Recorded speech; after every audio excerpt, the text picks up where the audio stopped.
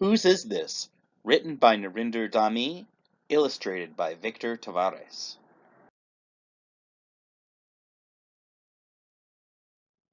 Chapter 1. It was the second day of the town culture fair. People had come together to celebrate and share the different foods and traditions of their cultures. Maria and her friend Kimi were going to the fair with Maria's mom and dad. They were really excited to visit all the booths and find out more about their neighbors. When Maria, her parents, and Kimi arrived at the fair, they saw people selling delicious food at some of the stands. "I want to try all the food," laughed Kimi. There was also music, dancing, and storytelling. Everywhere Maria and Kimi looked, they saw color and movement. Some people were wearing beautiful clothes from other countries. "This is so much fun," Maria said. "I can't wait to start walking around." "We'll walk around the fair later," said Maria's dad. "First, your mom and I are working at the information stand. We'll be helping people find their way around the fair. You girls can come and help us." Maria and Kimi looked disappointed. They wanted to explore right away, but they agreed to help out at the information. Boop, boop, boop. Vocab alert, room 101. Vocab alert, boop. The vocab word is information. Say it with me now. Information. Information. Information. Maria and Kimi gave maps of the fair to people passing by, but soon they got a little bored. "You can fold these for me," said Maria's mom, handing them a stack of maps. Maria and Kimi sat underneath the table folding maps. They watched people's feet going past. "Everyone's having more fun than we are," Kimi said sadly. "I know," said Maria. She folded a map into a paper plane and threw it at Kimi. Kimi gasped, and then she laughed. Soon they were both in fits of giggles. "What are you two doing under there?" said Maria's mom as she peered under the table. "Stop causing mischief." Vocab alert! Vocab alert! Room 101! Vocab alert! The word is mischief. Say it with me. Mischief. Mischief. Mischief. The girls reluctantly crawled out from under the table and went to stand behind it. Then something on the ground caught Kimi's eye. It was a box, and it was full of interesting and colorful objects. But Maria and Kimi didn't know what any of them were. "Look what we found, Mom," said Maria. "That's the lost and found box," said Maria's mom. "Most of those things were lost yesterday. Mrs. Rodriguez, the woman handing out maps yesterday, told me she couldn't find out who owned them. She didn't even know what some of them were. Actually, neither do I." "I have a great idea, Maria," Kimi said. "Why don't we try to find the people who lost these things?" "Can we, Mom?" asked Maria. "I guess you girls can do a little exploring," said Maria's mom. "Just don't go too far." "Yes, let's do it," Maria laughed. She held out the box to Kimi. "You choose the first thing." Kimi closed her eyes and pulled out something out of the box. It was a long orange cloth. The cloth went on and on and on. The girls thought it would never end. "What is it?" asked Maria. "Maybe it's a tablecloth," Kimi replied. "But it's not the right shape. Let's walk around and see if we can find out what it is." The girls walked around the stands looking for clues. They passed by their neighbors' stands. Mr. Obi, their Nigerian neighbor, was selling his goat curry. His wife was next to him wearing a bright blue head wrap, but it wasn't like the orange cloth. Then they came to an Indian stand. A woman wearing a beautiful sari was selling bangles. Vocab alert! Vocab alert! The vocab word is bangles.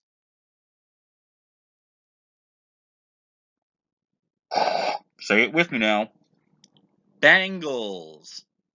Bangles. Bangles. "Maria," Kimi said excitedly, I think this cloth might be a sari. The woman overheard Kimi and smiled. It's not quite the right shape for a sari, she said, but I think it might belong to my husband. Does that give you a clue? The girls were puzzled. Then they heard a voice over the loudspeaker. The turban tying competition is starting right now. Show us how quickly you can tie your turban. Some men went past, carrying rolls of brightly colored cloth. I know, Maria cried, holding up the orange cloth. It's a turban. You're right, the woman laughed. Lots of Indian men wear turbans. My husband wanted to enter the competition, but he lost his turban. Thank you for returning it. Maria and Kimi watched the turban tying competition. The men wrapped the turbans around their head very quickly. The winner did it in just 6 minutes. Awesome, Maria said. I wonder what else is in the lost and found box, said Kimi. They headed back to the information stand. Chapter 3. Now it was Maria's turn to choose. She closed her eyes and pulled out something from the box. It's a stick, said Maria. Maybe it's a musical instrument, Kimi said. Maria tried to blow into the stick, but no sound came out. The girls walked around the fair, asking people behind the booths about the stick, but no one knew what it was for. Maybe it's a toy, said Maria. Then Kimi spotted Moki, a Lakota boy from their school. Hey, Moki, she called. Look at this stick we found. Moki grinned and took the stick. It's my grandfather's, he said. He lost it yesterday. Do you know what it is, Kimi? Moki gave the stick to Kimi. Is it a musical instrument? Asked Kimi. No, Moki said, taking the stick. Do you know, Maria?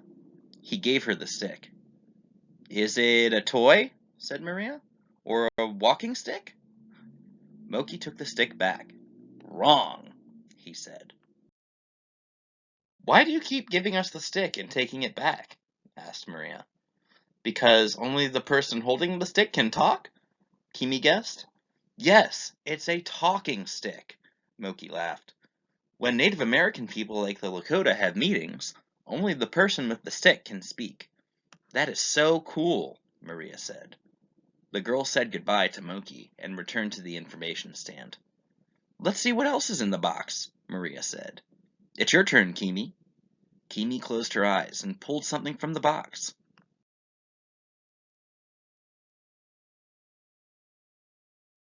Chapter 4. Kimi pulled out a small case of shiny, polished wood. The girls opened it. Inside were 12 round hollows carved into the wood. I think it's a party dish, said Maria. You put nuts in it. Maybe it's a jewelry box, said Kimi. The girls set out walking around the stands again. They talked to Kimi's neighbor, Madame Fontaine, who was selling her homemade French pastries, but she didn't know what the case was. The girls talked to more and more people, but no one knew what the wooden case was for. Maybe it's to keep marbles in, Maria said. Suddenly Kimi looked down. She saw a blue stone lying at her feet. She picked it up. Look, there's another, said Maria, pointing at the ground. And another. The girls followed the trail. There were 12 blue stones, and they led to some tables where lots of children were playing the same board game. Each of the wooden boards had 12 holes, filled with stones or seeds. Oh, you found my son's Aware Nom Nom game, said a woman in a Ghanaian dress. Children in West Africa love Aware Nom Nom. Can we play? Kimi asked. Of course, said the woman. She showed the girls how to play the game. Maria and Kimi had a fun time playing Aware Nom Nom. When they got back to the information stand, Maria peeped inside the box. There's one thing left, Kimi, Maria said, and I don't know what it is. The last thing at the bottom of the box was made of shiny metal. It was round and looked a bit heavy, and it had a lid. It looks like a frying pan, said Kimi. But the handle's all wrong, Maria replied with a frown. The girls walked around the fair. They showed the strange metal object to everyone they met. No one knew what it was. At last, they went back to the information stand. We don't know who lost this, Mom, Maria said. Maria's mom smiled. That belongs to your grandma, she said. Just then, Maria's grandma came up to them. I want to start making tortillas to sell at our booth, Grandma said, but I've lost my tortilla press. Here it is, Grandma, Maria laughed. Oh, thank you, Grandma said. This press makes my tortillas nice and thin. Can we come and watch you make tortillas, Grandma? Maria asked. And maybe eat some of them too, Kimi added. Grandma chuckled. Of course, she said. Tortillas for my young detectives. The end.